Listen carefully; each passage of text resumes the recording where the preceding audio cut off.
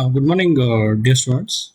Welcome to another session of data structures and algorithms. So, in previous session, we started off with discussion related to introduction of C programming. Then, what is meant by problem solving, and that how we deal with algorithms, flowcharts, and pseudocode. And we saw one of the examples related to these and how these three are different from the rest. So these are the few things what we had checked out, and then we have had an overview regarding C programming as to what are the features of C programming, such as it is a middle level language, it is a structured programming. So these all things we had discussed, and we discussed regarding one of the sample programs in which we came across what does hash include. Refer to that as a preprocessor directive. What is the main function? What is the role of the main function? Then how do we indicate the start and end of a program of or a function that is using the braces? Then what all statements can be put forth in a program? So and how comments can be specified. So this were the things what we had discussed in the previous session.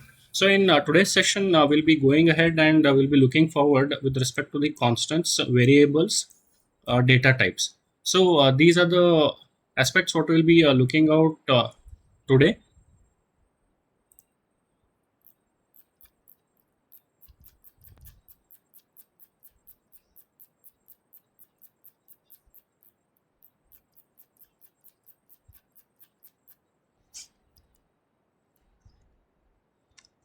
So in today's session, we'll start off with the discussion of constants.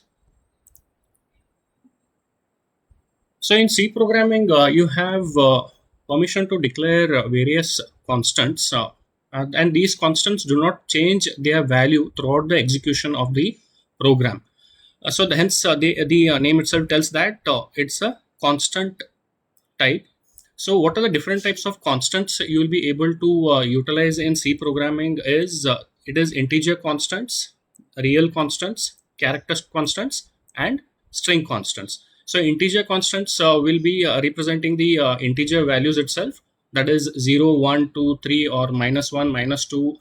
So, depending on the range, you will be able to declare integer constants. So real constants define the fractional representation of the numbers or the floating point representation of the numbers.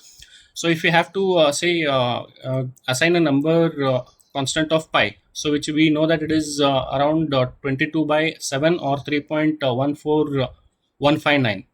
So these are the integer constants. So if we instead of utilizing it, instead of using such kind of representations everywhere, what we do is we declare it as a constant, and we can use that name itself in each of the equations. So instead of every time writing say 3.14159, we can utilize these things. So next we have characters constants, which is related to the single characters which are utilized in the C programming, and these single characters are generally quoted in single quotes. Single quotes. If we quote it in a double quote, we consider it as a string. Let there be only one character or more than one character. If it is put in double quotes, it will be treated as a string. So if the character is specified in a single quote, we'll be considering it as a character constant. That is, we are declaring it as a constant and we'll be utilizing it throughout the program, and its value will not be changing throughout the execution of the program. Next is the string constant, which is nothing but an array of characters, which is an array of character. The array of character, it might have only one character or more than one character.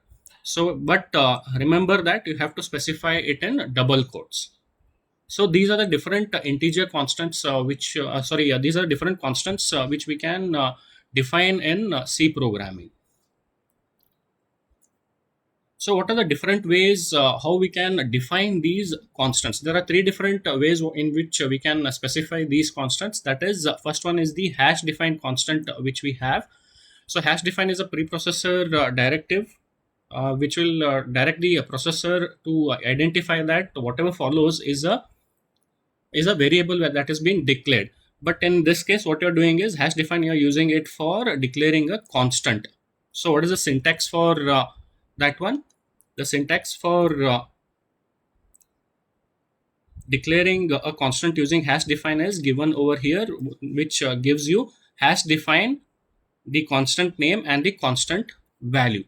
So you have an example which is specified over here, that is hash define is the keyword what is being utilized. So it is a preprocessor directive. It will tell that the next parameter what follows is a constant name, and the value which follows is the value of this constant. So this value will not be altered. G is equal to 1.8 will not be altered in any condition. If you try to alter this value, right? Say G, if you are trying to assign some value to G in your program for the execution. So at that time, what happens is it will throw an error telling that you are trying to change a value which is constant. So you cannot do that in when you're declaring a constant. So next one we have using the const keyword. Using the const keyword, const. So this is utilized to declare a constant. So generally, if you just observe, hash define is used to declare global constants. This const keyword is generally utilized to declare constants within a function. So which will be local to that function. So it may be within a main function, it may be within a user defined function. So it can be in that form. So in that case, how do I go ahead with the declaration? I make use of the keyword const. Then I specify what data type that const is.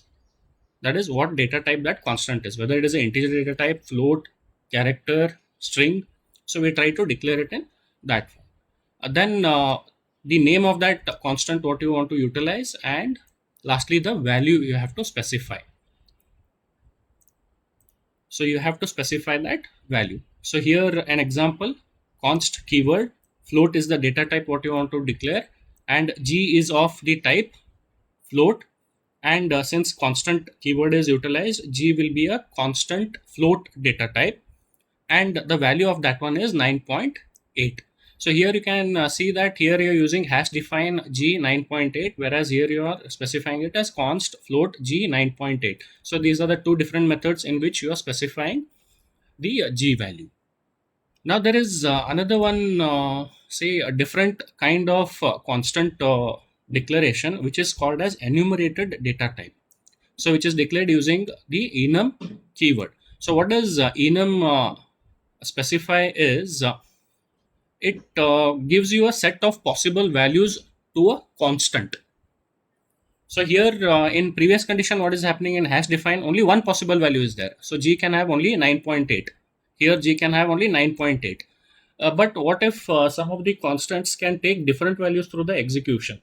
You are not assigning it, but it depends on what value has been given for that variable. So in this condition, right, we can use the enum keyword followed by the constant name what you want to specify, and the set of possible values which this constant can take on. Say you want to implement some logical aspects, so it will be it can have two things, whether true or false. So two possible values are possible over there. So in that case, you can specify those two over there. So that is what you can look out when you're using enumerated data type, and only these values will be taken up by the constant parameter what you have declared. It cannot take any other values apart from what is listed over here. That is a set of values which is present over here. Apart from this, no other values can be taken up by the constant what you have declared over there. So in when you're using enum, so that is one unique feature of enumerated data type. So the syntax is enum constant name, then the set of values which will be taken up by the constant. So example is enum. Say this is the logical parameter what you will be using. Based on this, some decision you will be taking. So option is the name of that constant. It can take on values either yes or either no. So it is not only this thing, you can have even numbers, floating numbers, characters. So you can specify all those things in enumerated data type. So this is what enum will be helping out. So in this case also, this is constant because this option can take only on the values yes or no. It cannot take on any other values. Hence, we classify it as a constant data type. It falls under the constant data type.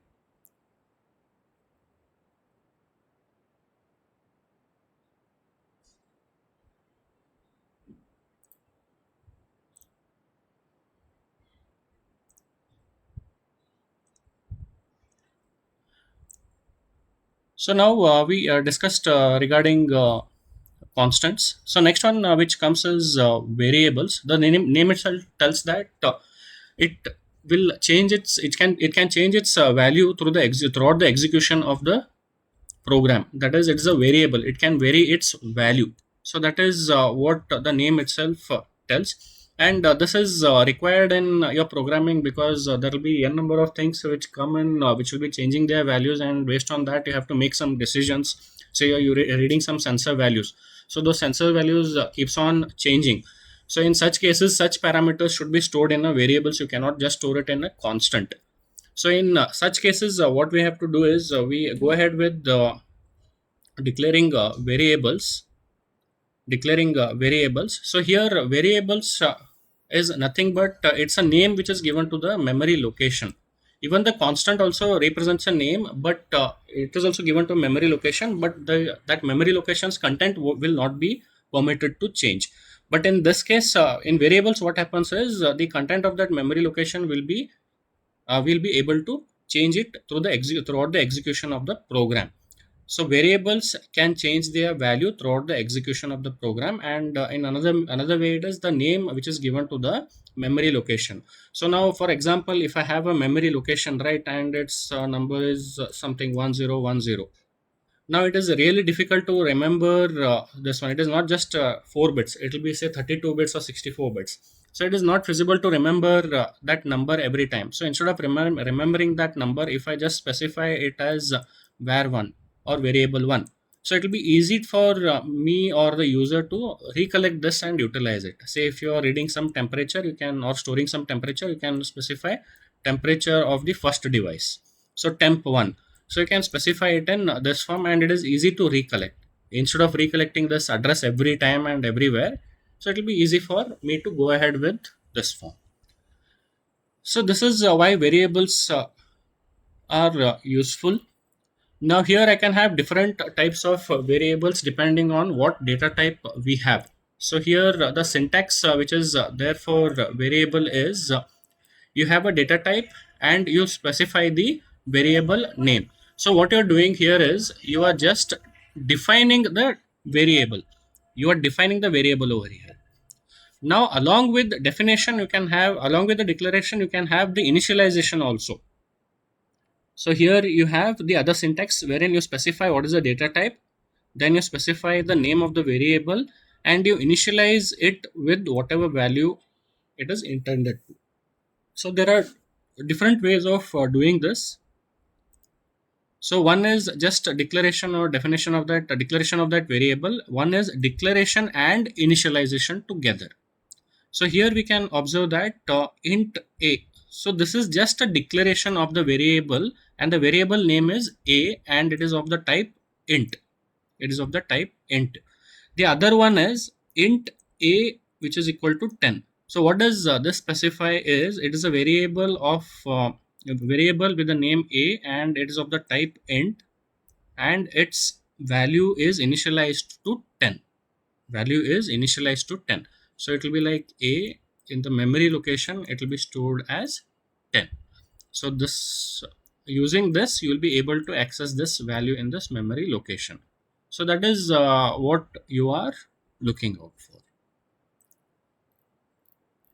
So here a simple example they have specified for using hash define and other this thing.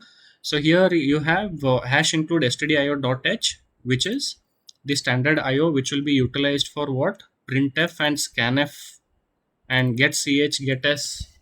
So these say inbuilt functions I'll be able to use because they are present in this header file, standard input output header file. Next you have conio.h. So basically in this you will be having the different parameters. Suppose if you want to use say mathematical, generally we write it as math.h. So in some C++ also we come across these things, that conio.h and other stuff. So next we have hash define. So it is a preprocessor directive over here. It's a hash define preprocessor directive. So we have the name which is given as CP. So this is a constant. Then we have 50. So this is the symbolic representation of what we are having. So symbolically, this is the representation. So for example, if I have to define pi, pi value will not be changed in any condition. So I'll be defining hash define. Say I'll write pi, and I'll be giving the value of 3.14159. So 14159. So instead of using this value again and again and specifying, say I am measuring the say I am using this equation pi r square to measure the area, then I am using a 2 pi r to measure the circumference. So instead of writing 3.14159 here, I'll directly replace this one with pi, and I'll use the other this thing and utilize this. So it's a symbolic constant what you will be representing over here. So in which you are specifying CP 50. So 50 is the value of this symbolic representation, which is actually a constant over here. Now next you have specified int sp. So sp is a integer. Sp is a variable which is of the type int, and its value is equal to 70. Now if I have to declare it as a constant, I should have a const keyword over here. So this will be const keyword. So if I have that, what happens is this sp is local to this main function, but this hash define what we have given CP. So this is actually global. This is actually global. So any function you declare, you have a main function, then you have say another one function. So all these functions can utilize this directly. So any change in any of the function, that any change will be there, it will be reflected in the other. But since this is a constant, I cannot change it. Even you can use hash define to declare some other parameters also. So in that case, you can utilize those things.